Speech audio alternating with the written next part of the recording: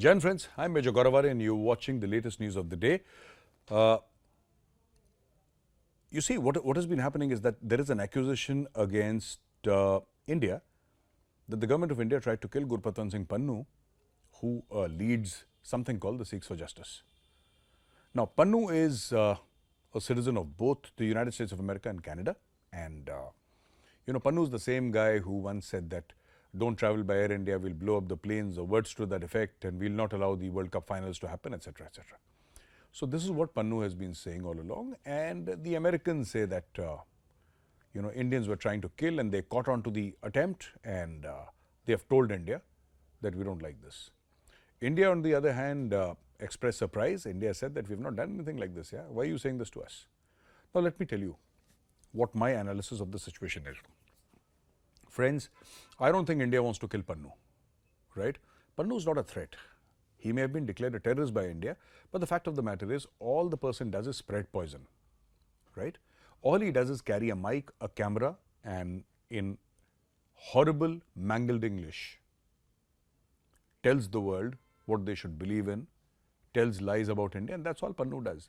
Pannun is not the sort of a guy who will hold a gun in his hand. He does not have that kind of courage. He does not have that kind of character to hold a gun in his hand. Pannun's weapon is a mic and a camera. That is all Pannun does, right? So Pannun is not a fighter. Pannun is a talker. And I don't think India will send a hit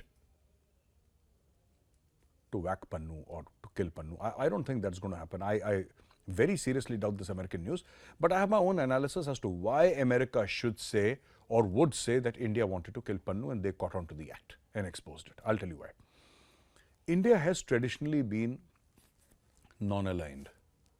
And this is not something that America appreciates. America is more used to countries like Pakistan, who would become a doormat for America, $1 or $2 billion, and that's all it takes for Pakistanis to lie down on the floor and say, America, hey America, walk all over me.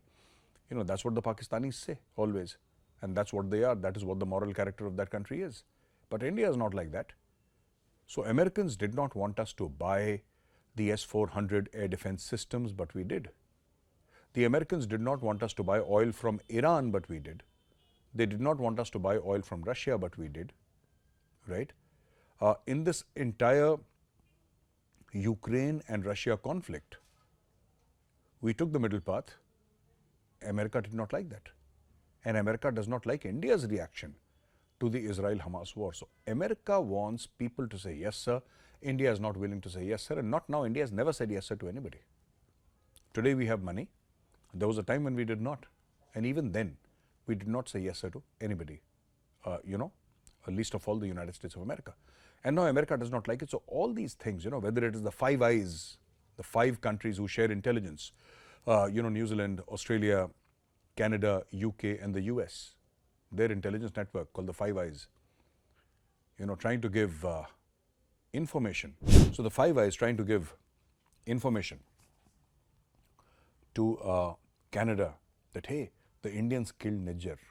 No, we did not kill Nijjar. Of course not. And we've been crying ourselves hoarse, asking for proof. Where's the proof? They said, no, we mentioned to India, about something, and we recorded some transcripts and we bugged the phones and all that. I don't know how this works, by the way, in Canada. But in India, you require proof in a court of law. You can't have insinuations and, accusations on the floor of the parliament. It doesn't work that way. I think Justin Trudeau is highly immature and America used Justin Trudeau. I think Justin Trudeau was used by the United States of America, its agencies, to put India on a spot. India retaliated by throwing out 41 diplomats, 41 plus 1, so 42 diplomats from the Canadian High Commission in New Delhi.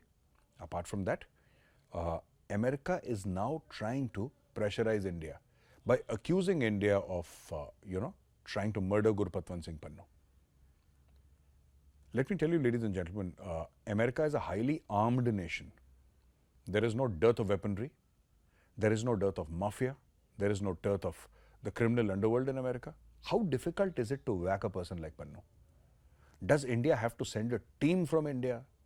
Do we have to send our boys from here to whack Pannun or to eliminate Pannun in America? No, not at all. you know, if Pannu is alive, he's only alive because we don't care whether he lives or he doesn't. I mean, he's irrelevant as far as we are concerned. We have designated him a terrorist, but it's not that we are sending teams to eliminate Pannu. All you need to do is give 20,000-30,000 rupees or 15,000 rupees to somebody in the United States of America and people will whack Pannu happily.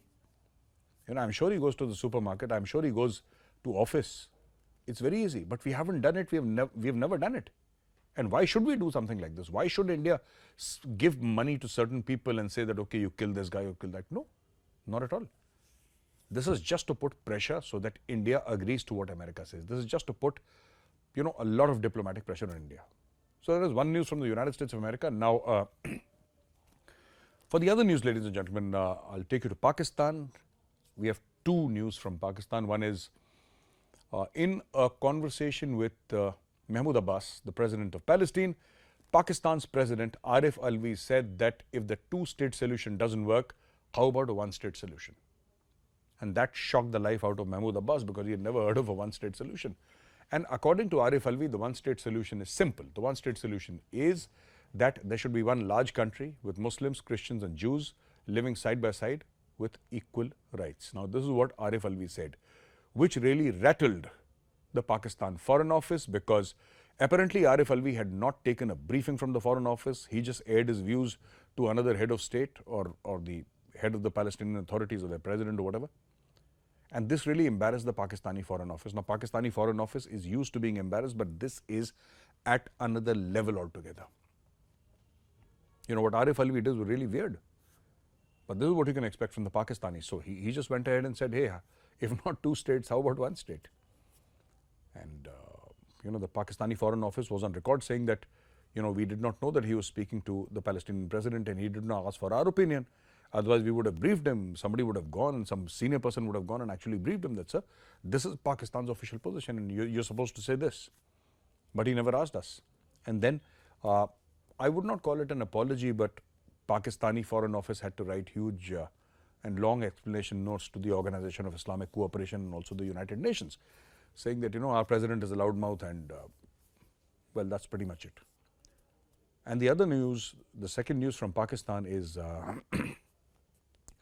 you know, Pakistan has started throwing out Afghan refugees, 1.7 million of them, which is a global catastrophe. And the only reason why the world is not looking at Pakistan is because the world is busy looking at Israel and Gaza. That's where the world's eyes are. So Pakistan is getting away with quote unquote murder, literally. Pakistan decides to throw out 1.7 million, that is 17 lakh Afghan refugees. But here is a catch. Every refugee will have to pay Pakistan 830 American dollars. Now, 830 American dollars is too much money for a poor Afghan. You know, he has to leave his house, he has to leave his shop, he has to leave everything in Pakistan and go to Afghanistan. He's being pushed out, and on top of that, you want him to pay 830 rupees.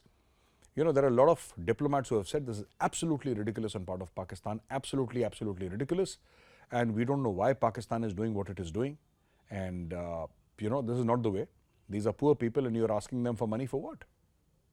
Why should you be asking poor Afghans for money? But Pakistan is asking, and when Pakistan was cornered into answering this question by foreign agencies, the Pakistanis simply said that, you know, no, we are large-hearted people, and earlier it was $1,000 per person, but we changed it to 830.